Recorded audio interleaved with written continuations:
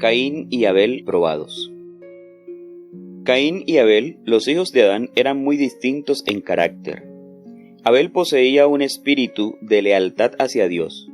Veía justicia y misericordia en el trato del Creador hacia la raza caída, y aceptaba lleno de agradecimiento la esperanza de la redención. Pero Caín abrigaba sentimientos de rebelión y murmuraba contra Dios a causa de la maldición pronunciada sobre la tierra, sobre la raza humana y el pecado de Adán. Permitió que su mente se acusara en la misma dirección que los pensamientos que hicieron caer a Satanás, quien había alentado el deseo de exaltarse y puesto en tela de juicio la justicia y autoridad divina. Estos hermanos fueron probados como lo había sido Adán antes que ellos, para comprobar si habrían de creer y obedecer la palabra de Dios. Conocían el medio provisto para salvar al hombre y entendían el sistema de ofrenda que Dios había ordenado.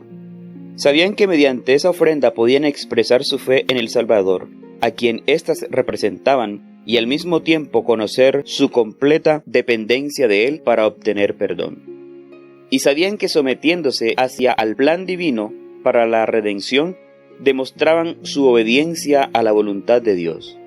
Sin derramamiento de sangre no podía haber perdón de pecado, y ellos habían de demostrar su fe en la sangre de Cristo como la expiación prometida, ofreciendo en sacrificio las primicias del ganado.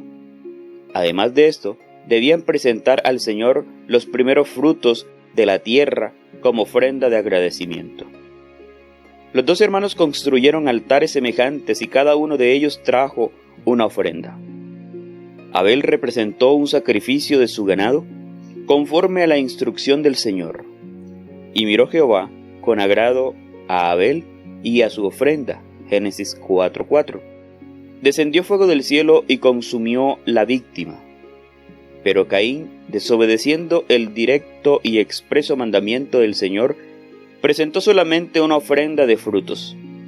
No hubo señal del cielo de que este sacrificio fuera aceptado. Abel rogó a su hermano que se acercara a Dios en la forma que él había ordenado. Pero sus súplicas crearon en Caín mayor obstinación para seguir su propia voluntad. Como era el mayor, no le parecía propio que lo amonestara a su hermano y desdeñó su consejo. Caín se presentó a Dios con murmuración e incredulidad en el corazón tocante al sacrificio prometido y a la necesidad de ofrendas expiatorias. Su ofrenda no expresó arrepentimiento del pecado.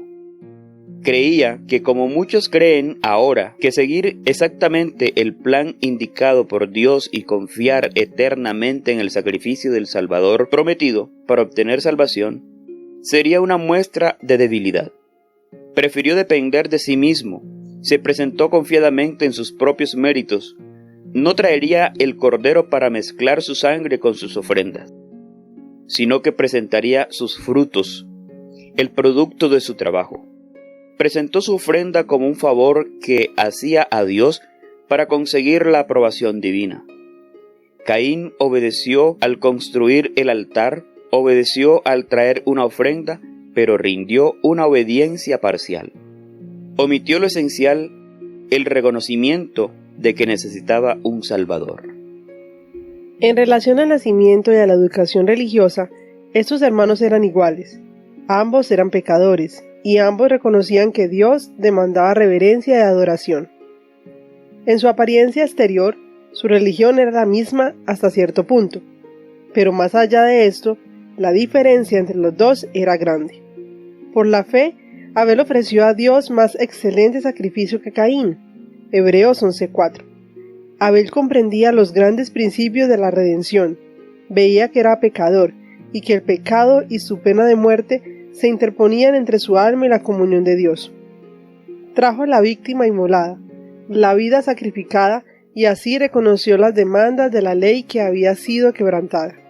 En la sangre derramada contempló el futuro sacrificio, a Cristo muriendo en la cruz del Calvario, y a confiar en la expiación que iba a realizarse allí, obtuvo testimonio de que era justo y de que su ofrenda había sido aceptada. Caín tuvo la misma oportunidad que Abel para aprender y aceptar estas verdades. No fue víctima de un propósito arbitrario. No fue elegido un hermano para ser aceptado y el otro para ser desechado. Abel eligió la fe y la obediencia. Caín, en cambio, escogió la incredulidad y la rebelión. Todo dependió de esta elección. Caín y Abel representan dos clases de personas que existirán en el mundo hasta el fin del tiempo. Una clase se acoge al sacrificio indicado. La otra se aventura a depender de sus propósitos y méritos. El sacrificio de estos no posee la virtud de la intervención divina, y por lo tanto no puede llevar el nombre de favor de Dios. Únicamente por los méritos de Jesús son perdonadas nuestras transgresiones. Los que creen que no necesitan la sangre de Cristo y que pueden obtener el favor de Dios por sus propias obras sin que medie la divina gracia, están cometiendo el mismo error que Caín. Si no aceptan la sangre purificadora, están bajo condenación. No hay otro medio por el cual puedan ser librados del dominio del pecado. La clase de adoradores que sigue el ejemplo de Caín abarca la mayor parte del mundo, pues casi todas las religiones falsas se basan en el mismo principio, a saber que el hombre puede depender de sus propios esfuerzos para salvarse. Afirman algunos que la humanidad no necesita redención, sino desarrollo y que ella puede refinarse, elevarse y regenerarse por sí misma. Como Caín pensó lograr el favor divino mediante una ofrenda que carecía de la sangre del sacrificio, así obran los que esperan elevar a la humanidad a la altura del ideal divino, sin valerse del sacrificio expiatorio. La historia de Caín demuestra cuál será el resultado de esta teoría. Demuestra qué será el hombre sin Cristo. La humanidad no tiene poder para regenerarse a sí misma. No tiende a subir hacia lo divino, sino a descender hacia lo satánico. Cristo es nuestra única esperanza. En ningún otro hay salvación, porque no hay otro nombre bajo el cielo dado a los hombres en que podamos ser salvos. Hechos 4:12. La verdadera fe, que descansa plenamente en Cristo, se manifestará mediante la obediencia a todos los requerimientos de Dios. Desde los días de Adán hasta el presente, el motivo del gran conflicto ha sido la obediencia a la ley de Dios. En todo tiempo, hubo individuos que pretendían el favor de Dios aun cuando menospreciaban algunos de sus mandamientos. Pero las Escrituras declaran que la fe se perfeccionó por las obras, y que la fe sin las obras de obediencia es muerta. El que dice, yo lo conozco, pero no guarda sus mandamientos, el tal es mentiroso, y la verdad no está en él. Santiago 2:22 y 17, Primera de Juan 2:4. Cuando Caín vio que su ofrenda había sido desechada, se enfureció contra el Señor y contra Abel. Se disgustó porque Dios no aceptó el sacrificio con que el hombre sustituía al que había sido ordenado por el Creador. Y se disgustó con su hermano porque éste había decidido obedecer a Dios en vez de unírsele en la rebelión contra él. A pesar de que Caín despreció el mandamiento divino, Dios no lo abandonó a sus propias fuerzas, sino que condescendió en razonar con el hombre que se había mostrado tan obstinado. Y el Señor dijo a Caín, ¿por qué te has enojado y por qué ha decaído tu semblante? Génesis capítulo 4 versículo 6. Por medio de un ángel se le hizo llegar la divina amonestación. Si hicieras lo bueno, ¿no sería enaltecido? Pero si no lo haces, el pecado está a la puerta acechando. Génesis capítulo 4 versículo 7. Tocaba a Caín escoger si confiaba en los méritos del Salvador prometido y obedecía los requerimientos de Dios, gozaría a su favor. Pero si persistía en su incredulidad y transgresión, no tendría fundamento para quejarse al ser rechazado por el Señor. Pero en lugar de reconocer su pecado, Caín siguió quejándose de la injusticia de Dios y abrigando envidia y odio contra Abel. Censuró violentamente a su hermano y trató de arrastrarlo a una disputa acerca del tratado de Dios con ellos, con mansedumbre pero valiente y firmemente. Abel defendió la justicia y la bondad de Dios. Indicó a Caín su error y trató de convencerle de que el mal estaba en él. Le recordó la infinita misericordia de Dios al perdonar la vida a sus padres cuando pudo haberlo castigado con la muerte instantánea. E insistió en que Dios realmente los amaba, pues de otra manera no entregaría a su hijo santo e inocente para que sufriera el castigo que ellos merecían. Todo esto aumentó la ira de Caín. La razón y la conciencia le decían que Abel estaba en lo cierto, pero se enfurecía al ver que quien solía aceptar su consejo osaba ahora discernir con él. Y al ver que no lograba despertar simpatía hacia su rebelión, en la furia de su pasión dio muerte a su hermano.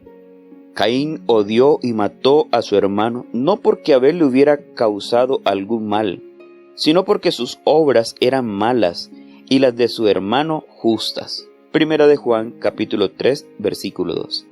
Asimismo, odiaron los impíos en todo tiempo a aquellos que eran mejores que ellos.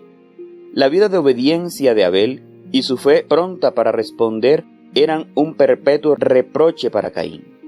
Todo aquel que hace lo malo detesta la luz y no viene a la luz, para que sus obras no sean puestas al descubierto. Juan capítulo 3, versículo 20. Cuanto más clara sea la luz celestial, reflejada por el carácter de los fieles siervos de Dios, tanto más quedan revelados los pecados de los impíos, y tanto más firmes serán los esfuerzos que harán por destruir a los que turban su paz.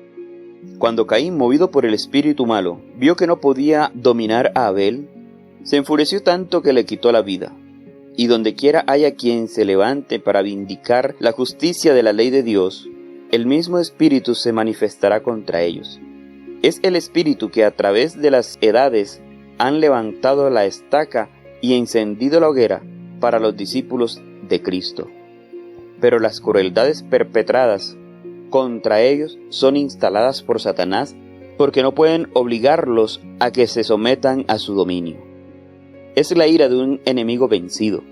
Todo mártir de Jesús murió vencedor. El profeta dice: ellos lo han vencido por medio de la sangre del Cordero y de la palabra del testimonio de ellos, que menospreciaron sus vidas hasta la muerte. Apocalipsis 12. El fratricida Caín tuvo pronto que rendir cuenta por su delito. Y Jehová dijo a Caín: ¿dónde está Abel tu hermano? Y él respondió: no sé, ¿soy yo guarda de mi hermano? Caín se había envilecido tanto en el pecado que había perdido la noción de la continua presencia de Dios y de su grandeza y omnisciencia. Así, recurrió a la mentira para ocultar su culpa. Nuevamente, el Señor dijo a Caín: ¿qué has hecho? La voz de la sangre de tu hermano clama a mí desde la tierra. Dios había dado a Caín una oportunidad para que confesara su pecado. Había tenido tiempo para reflexionar, conocía la enormidad de la acción que había cometido y de la mentira de que se había valido para considerar su crimen. Pero seguía en su rebeldía, y la sentencia no se hizo esperar. La voz divina que antes se había oído en tono de súplica y amonestación pronunció las terribles palabras: ahora pues, maldito seas de la tierra, que abrió su boca para recibir de tu mano la sangre de tu hermano. Cuando labres la tierra, no te volverá a dar sus frutos. Errante y extranjero serás en ella. Génesis capítulo 4, versículo 11 al 22. Aunque Caín merecía la sentencia de muerte por sus crímenes, el misericordioso Creador le perdonó la vida y le dio oportunidad para arrepentirse. Pero Caín vivió para endurecer su corazón, para alentar la rebelión contra la divina autoridad y para convertirse en jefe de un linaje de osados y reprobos pecadores. Este apóstata dirigido por Satanás llegó a ser un tentador para otros, y su ejemplo e influencia hicieron sentir su fuerza desmoralizadora, hasta que la tierra llegó a estar tan corrompida y llena de violencia que fue necesario destruirla. Al perdonar la vida al primer asesino, Dios dio al universo entero una lección concerniente al gran conflicto. La sombría historia de Caín y sus descendientes demostró cuál habría sido el resultado si se hubiera permitido que el pecador viviera para siempre y continuara en su rebelión contra Dios. La paciencia de Dios solo inducía a los impíos a ser más osados y provocadores en su iniquidad. 15 siglos después de dictarse la sentencia contra Caín, El universo vio los frutos de su influencia y su ejemplo en el crimen y la corrupción que inundaron la tierra. Se puso en claro que la sentencia de muerte pronunciada contra la raza caída por la transgresión de la ley de Dios era a la vez justa y misericordiosa. Cuanto más tiempo vivían los hombres en el pecado, tanto más réprobos se tornaban. La sentencia divina que acordaba una carrera de iniquidad desenfrenada y que libertaba al mundo de la influencia de los que se habían endurecido en la rebelión fue una bendición más que una maldición. Satanás trabaja constantemente con intensa energía y bajo miles de disfraces para desfigurar el carácter y el gobierno de Dios. Con planes abarcantes y bien organizados y con maravilloso poder, trabaja por mantener engañados a los habitantes del mundo. Dios, el ser infinito y omnisciente, ve el fin desde el principio, y al hacer frente al mal, trazó planes extensos y de gran alcance. Se propuso no solamente aplastar la rebelión, sino también demostrar a todo el universo la naturaleza de ésta. El plan de Dios se iba desarrollando a la vez que revelaba su justicia y su misericordia. Vindicaba plenamente su sabiduría y equidad en su trato con el mal. Los santos habitantes de los otros mundos observaban con profundo interés los acontecimientos que ocurrían en la tierra. En las condiciones que prevalecieron en el mundo antediluviano, vieron ilustradas las consecuencias de la administración que Lucifer había tratado de establecer en el cielo.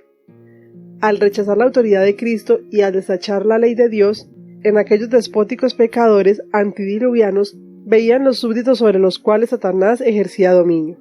Todo designio de los pensamientos de su corazón solo eran de continuo al mal. Génesis 6:5. Toda emoción, todo impulso y toda imaginación estaban en pugna con los divinos principios de pureza, paz y amor. Era un ejemplo de la terrible depravación resultante del procedimiento seguido por Satanás para quitar a las criaturas de Dios la restricción de su santa ley. Mediante el desarrollo del gran conflicto, Dios demostrará los principios de su gobierno, los cuales han sido falseados por Satanás y por todos los que él ha engañado. La justicia de Dios será finalmente reconocida por todo el mundo. Aunque tal reconocimiento se hará demasiado tarde para salvar a los rebeldes, Dios va recuperando la aprobación y la aceptación del universo entero, a medida que paso a paso su plan progresa hasta su pleno cumplimiento. Él lo cumplirá hasta la extirpación final de la rebelión. Se verá que todos los que desecharon los divinos preceptos se colocaron del lado de Satanás, en guerra contra Cristo.